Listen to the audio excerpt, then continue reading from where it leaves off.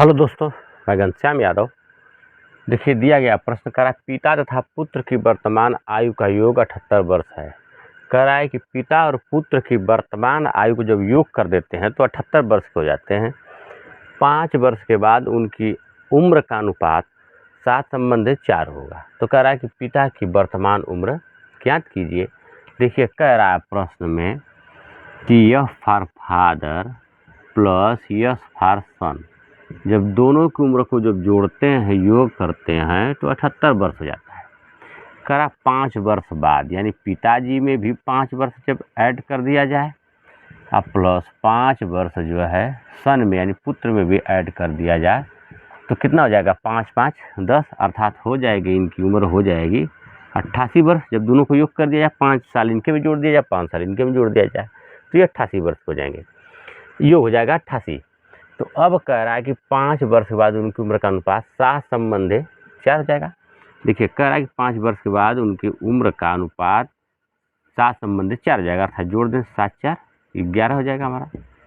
7 4 11। तो कह रहा है कि अनुपात जब 7:4 होगा तो हम यहाँ लिख सकते हैं कि 11 बराबर उनका योग कितना हो जाता है? 88 वर्ष। तो देखिए, 11 से जब हम भाग देंगे 88 में तो हमारा 1 बराबर हो जाएगा 88 भागे 11, 11 बटे 88, यानी एक वर्ष बराबर कितना हमारा है? 8, यानी 1 का मान हमारा 8 वर्ष आया। 8 वर्ष।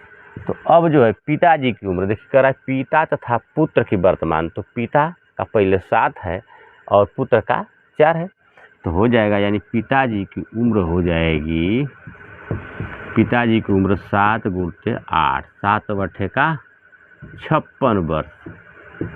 56 वर्ष। लेकिन कह रहा है कि पिता की वर्तमान उम्र ज्ञात कीजिए। इस समय जो उनकी उम्र क्या थी, तो ये तो 5 वर्ष बढ़ाने के बाद उनकी उम्र है, तो क्या कर दिया जाए? 56 में से 5 वर्ष को घटा दिया जाएगा तो उनकी वर्तमान उम्र पता आ जाएगी। 6 में से चला गया 5 तो हो गया आपका 1 और 5 आपका उतर गया तो 5, यानी 51 वर्ष।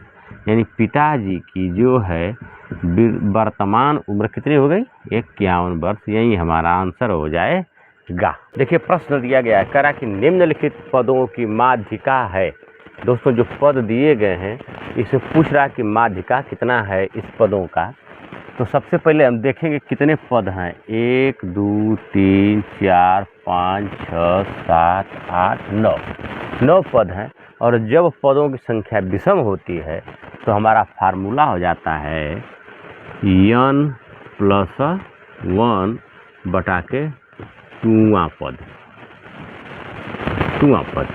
तो देखिए, जब हमारे 9 पद हैं तो पहले हम इन अंकों को, इन पदों को हम अवरोही आरोही क्रम में लिख लेते हैं। तो सबसे पहले हम आरोही क्रम में से लिख लेते हैं, यानी बढ़ते हुए क्रम में लिख लेते हैं। तो देख रहे हैं सबसे छोटा पद कौन सा है? 15। इसके बाद जो है आता है 20, फिर आती है, देखिए इस तरह से ट्रिक भी करते जा सकता है आप। फिर उसके बाद आती है बारी 23 की। 23 डबल है, यहाँ एक 23 और एक 23 यहाँ। उसके बाद फिर आती है बारी 25 की। देखिए 1 25, 2 25, 3 25। तो हम इस प्रकार से लिख लेंगे। 25 हो गए। अब हमारा बच गया 23 भी हो गया। अब बचा हमारा 27 और 40। अब देख रहे हैं कि 1 2 3 4 5 6 7 8 9। तो हमारा फार्मूला हो जाएगा n + 1 बटा के 2वां पद। तो देखिए, अब हम लिख लेंगे यहाँ पर n की जगह कितना है? पूरा 9 अब + 1 अब बटा के 2वां पद। तो देखिए, हो जाएगा हमारा 9 1 10 अब बटा के 2 भाग देंगे तो 2 5 10, यानी 5वां पद जो है उसका क्या होगा? माध्यिका होगा। तो देखिए 1 2 3 4 5। देखिए यही 25 जो है उसका माध्यिका होगा। तो हमारा विकल्प नंबर डी जो है करेक्ट होगा। देखिए यहाँ पर 3 25 है, तो किसी भी 25 को, इसमें से किसी 25 को हम पहले लिख सकते हैं। तो 25 ही जो है हमारा वह माध्यिका है। इन पदों का जो है माध्यिका कितना हुआ? 25 हुआ। यही हमारा क्या हो जाएगा, आंसर हो जाएगा।